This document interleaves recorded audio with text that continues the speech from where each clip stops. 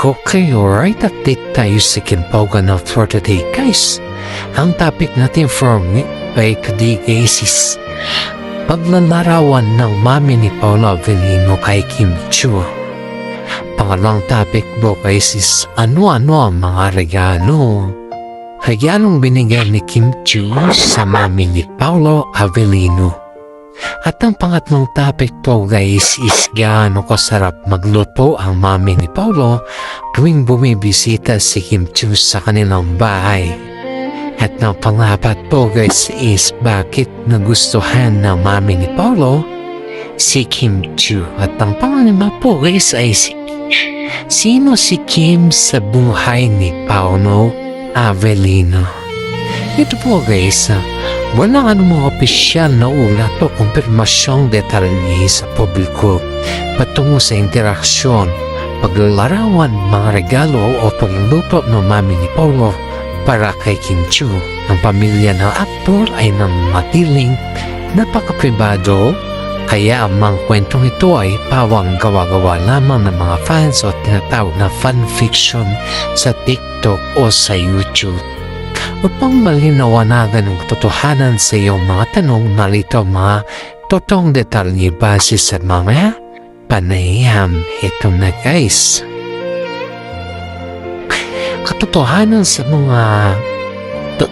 mga tanong ukol sa ina ni Paulo, ang paglalarawan at pagkakagusto sa actress.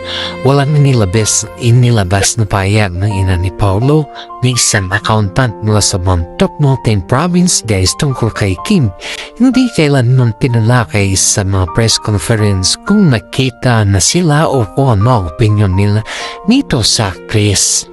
Ang desisyon na panatilihing pribado ang pamilya ni Paula Avellino ay isang paraan upang proteksyonan ng kanilang tahimik na pamumuhay sa Mountain Province dahil hindi sila bahagi ng mundo ng showbiz. Narito ang kadahilanan kung bakit walang opisyal na balita ukol sa kanila. Proteksyon sa pribadong buhay. Malayo sa media, guys, ang ina ni Paulo ay hindi pampublikong figura at naninirahan malayo singay ng Maynila. Kaya walang pagkakataon ng media na makapanayam siya. Diskreto sa relasyon, guys. Respeto sa pamilya ang dahilan kung bakit iniwasan ni na Kim at Paulo na dalhin ang kanilang mga magulang sa mausaping showpiece o promotional interview. Babala sa fake news.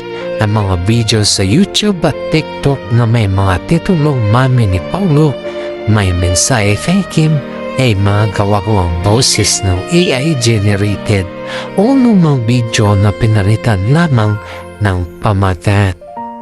Mga regalo sa ina. Walang balita na nagbigay ng regalo si Kim sa ina ni Paulo. Ang mga kumpirmasyong regalo ay sa pagitan lamang nilang dalawa, tulad ng taping chair, mga notebook, branded bag at mga bulaklak tuwing Valentine's Day.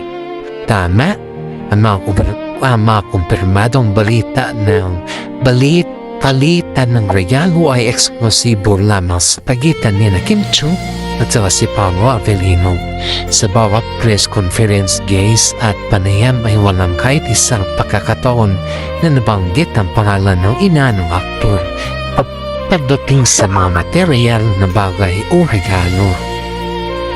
Narito ang mga karagdagang katotohanan ukol sa mga regalong ito na nagpapatunay na para lamang sa isa't isang kanilang mga gesture. Ang kwento sa likod ng regalo. Ang taping chair at notebook, guys. Niregaluhan ni Paulo si Kim ng isang comfy taping chair dahil napansin niyang luma na ang gamit ng actress at maliit ito para sa kanya. Kasabay nito ang 4 na notebook dahil hindi niya alam kung may linya o walang linya. Ang may mas gustong gamitin ni Kim Chiu para sa kanya acting journal. Ang viral na bulaklak. Sa mga makakasunod na tuwing Valentine's Day, guys, napapadala si Paulo ng mga espesyal na bulaklak gaya ng mga Ponix at rosas kay Kim. Noong Pebrero 2022, nag-viral ang post ni Kim na may caption na "Babae pala ako." Sa Grand Media Conference ng kanilang seryeng Dalibay, inamin ni Paulo na sa kanyang galing ang mga ito at sinabi, "Masaya ko na masaya ka." Ayan guys, ang pinakamahalagang regalo. Sa isang panayam ng ABS-CBN noong Nobyembre 2025 ay inihayag ni Kim na ang pinakamagandang regalo nito sa kanya ay hindi nabibili ng salapi. Ito ay ang kanyang atensyon, pakikinig sa kanyang mga kwento at karunungan. Tuwing marami siyang pinagdadaanan sa bahay, yan po, malinaw na ang lahat ng kanilang sweetness at pagbibigay ng suporta ay nakapoon lamang sa kanilang dalawa at walang kinalaman ang kanilang mga magulang sa mga pampublikong ganap na ito. Kwento ng pagbisita at pagluluto, ito na. Hindi kailanman na idokumento ni ibahagi na bumisita si Kim sa bahay ng ina ni Paulo upang makikain. Ang mga kumakalat na video ukol dito at mga fans edit lamang mula sa may eksena sa kanilang mga teleserye tulad ng What's Wrong with Secretary Kim. Tama, lahat ng nakikita ng video sa social media na nagpapakita na nang di umano'y pagbisita ni Kim Chiu sa bahay na pamilya ni Paulo Avellino. Hango lamang sa kanilang mga naging eksena sa telebisyon.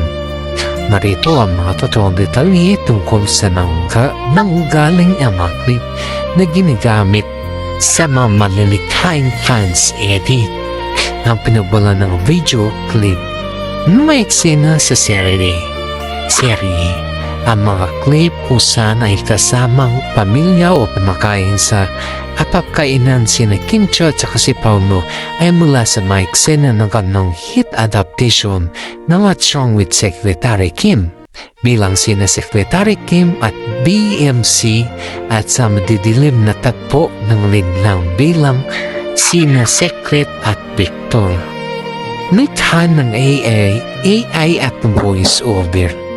Marami sa mga kumakalat na video sa TikTok at YouTube ang gumagamit ng boses na gawa ng artificial intelligence AI o kaya ay ang mga peking boses na nagkukwento upang magmukhang totoong balita ang mga haka-haka ng fans. Katotohanan sa vlog.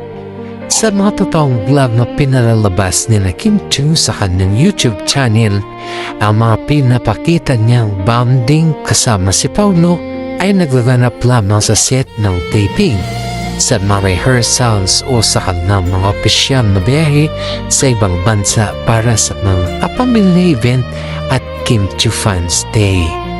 Dahil dito guys ay nananatili na walang nagaganap na pampublikong pagbisita sa pamilya ng bawat isa at ang lahat ng ito ay bahagi lamang ng kanilang pagiging magaling na aktor sa harap ng kamera.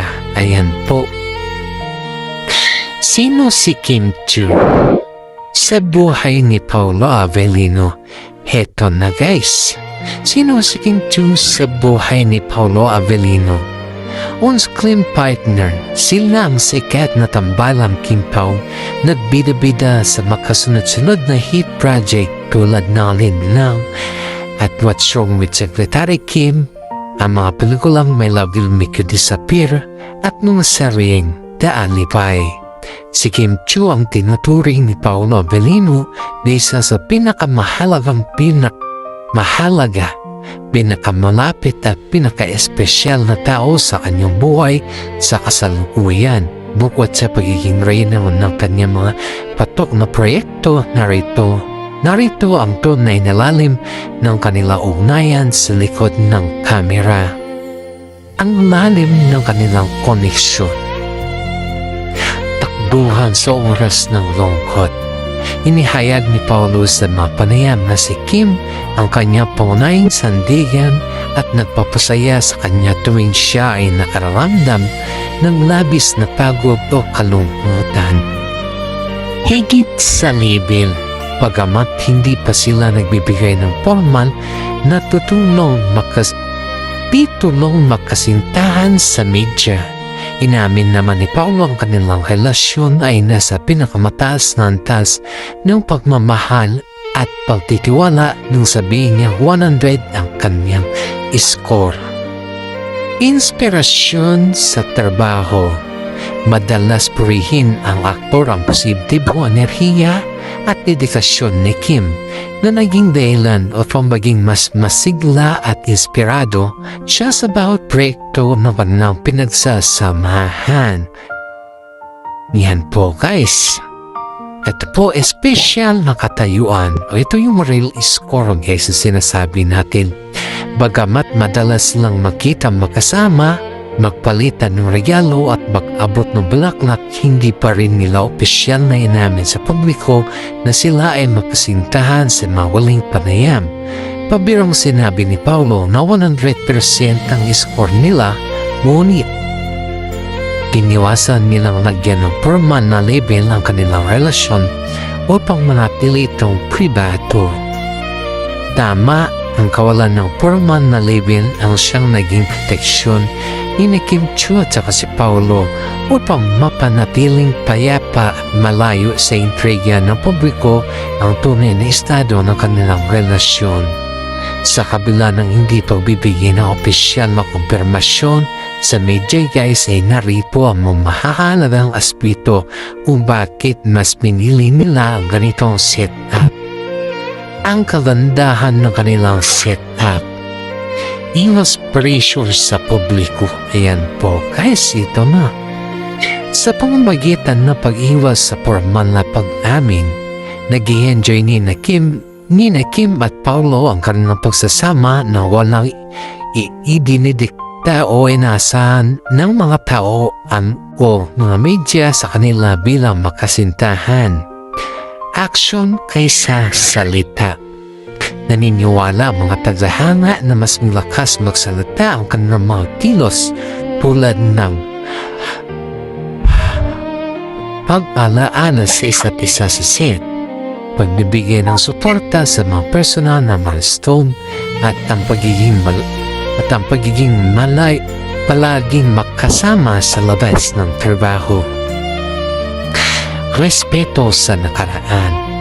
Ang pagiging dahan-dahan sa paglalagay ng label ay nagpapakita rin ng matured na pagdesisyon, lalo na't pareho silang galing sa mga seryoso at matagal na relasyon sa nakaraan.